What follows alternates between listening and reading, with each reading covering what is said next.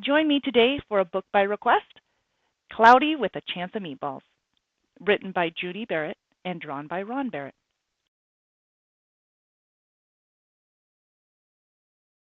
Now, this is the series behind the major motion picture, which I'm sure a lot of you have seen.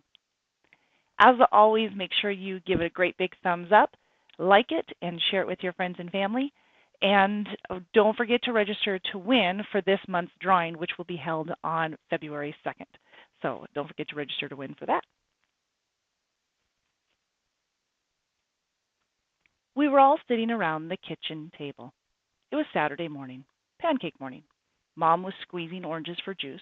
Henry and I were betting on how many pancakes we could each eat. And Grandpa was doing the flipping. Seconds later, something flew through the air, headed toward the kitchen ceiling. And landed right on Henry.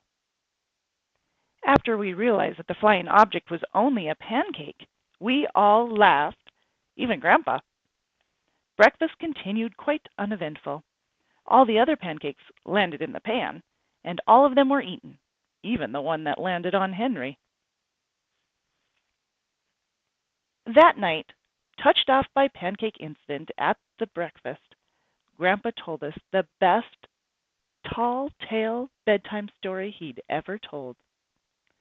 Across an ocean, over lots of huge bumpy mountains, across 3 hot deserts and 1 smaller ocean, there lay the tiny town of Chew and Swallow.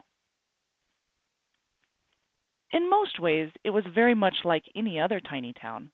It had a main street lined with stores, houses with trees and gardens around them, a schoolhouse, and 300 people, and some assorted cats and dogs. But there were no food stores in the town of Chew and Swallow. They didn't need any. The sky supplied all the food they could possibly want. The only thing that was really different about Chew and Swallow was its weather. It came in 3 times a day, at breakfast, lunch, and dinner. Everything that everyone ate came from the sky. Whatever the weather served, that was what they ate. But it never rained rain, it never snowed snow, and it never blew just wind. It rained things like soup and juice, it snowed mashed potatoes and green peas, and sometimes the wind blew in storms of hamburgers. The people could watch the weather report on television in the morning, and they would even hear a prediction for the next day's food. When the townspeople went outside, they carried their plates, cups, glasses, forks, spoons, knives, and napkins with them. That way, they would always be prepared for any kind of weather. If there were leftovers, and there usually were, the people took them home and put them in their refrigerator in case they got hungry between meals. The menu varied. By the time they woke up in the morning, breakfast was coming down. After a brief shower of orange juice, low clouds of sunny-side-up eggs moved in, followed by pieces of toast. Butter and jelly sprinkled down for the toast, and most of the time it rained milk afterwards.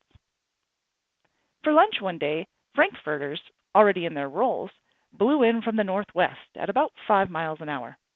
There were mustard clouds nearby. Then the wind shifted to the east and brought in baked beans. A drizzle of soda finished off the meal. Dinner one night consisted of lamb chops, becoming heavy at times with occasional ketchup. Periods of peas and baked potatoes were followed by gradual clearing with a wonderful jello setting in the west. The Sanitation Department of Chew and Swallow had a rather unusual job for a sanitation department. It had to remove the food that fell on the houses and sidewalks and lawns. The workers cleaned things up after every meal and fed all the dogs and cats. Then they emptied some of it into the surrounding oceans for the fish and turtles and whales to eat. The rest of the food was put back in the earth so that the soil would be richer for the people's flowered garden. Life for the townspeople was delicious until the weather took a turn for the worst. One day there was nothing but gorgonzola cheese all day long. The next day there was only broccoli, all overcooked. And the next day there were Brussels sprouts and peanut butter with mayonnaise. Another day there was pea soup fog. No one could see where they were going, and they could barely find the rest of the meal that got stuck in the fog. The food was getting larger and larger, and so were the portions. The people were getting frightened. Violent storms blew up frequently. Awful things were happening. One Tuesday, there was a hurricane of bread and rolls all day long and into the night. There were soft rolls and hard rolls, some with seeds and some without. There were white bread and rye and whole wheat toast. Most of it was larger than they had ever seen bread and rolls before. It was a terrible day. Everyone had to stay indoors. Roofs were damaged, and the Sanitation Department was beside itself. The mess took the workers 4 days to clean up, and the sea was full of floating rolls.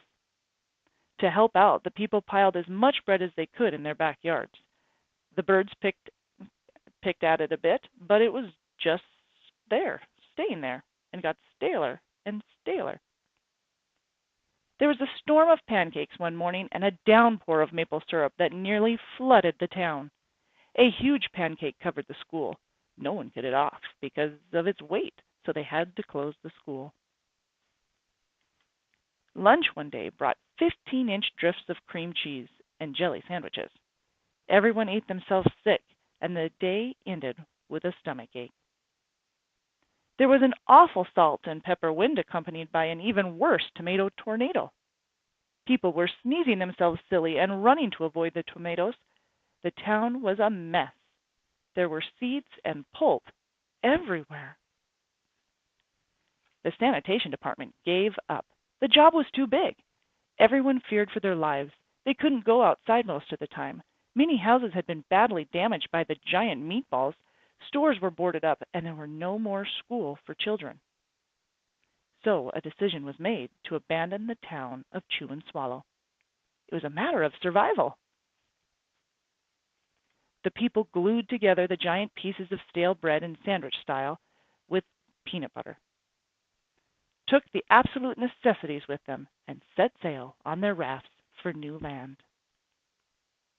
After being afloat for a week, they finally reached a small coastal town, which welcomed them. The bread had held up surprisingly well enough for them to build a temporary house for themselves out of it. The children began school again, and the adults all tried to find places for themselves in the new land. The biggest change that they had to make was getting used to buying food at a supermarket. They found it odd that the food was kept on shelves, packaged in boxes, cans, and bottles. Meat that had to be cooked was kept in large refrigerators. Nothing came down from the sky except rain and snow. The clouds above their heads were not made of fried eggs. No one ever got hit by a hamburger again, and nobody dared to go back to Chew and Swallow to find out what happened to it. They were too afraid. Henry and I were awake until the very end of Grandpa's story. I remember his goodnight kiss. The next morning, we woke up to see snow falling outside our window. We ran downstairs for breakfast and ate a little faster than usual so we could go sledding with Grandpa. It's funny, but even as we were sliding down the hill, we thought we saw a giant pat of butter at the top. We could almost smell mashed potatoes. The end. Don't forget to give it a great big thumbs up, like it and share it with your friends and family, and register to win for this month's drawing, which will be held on February 2nd.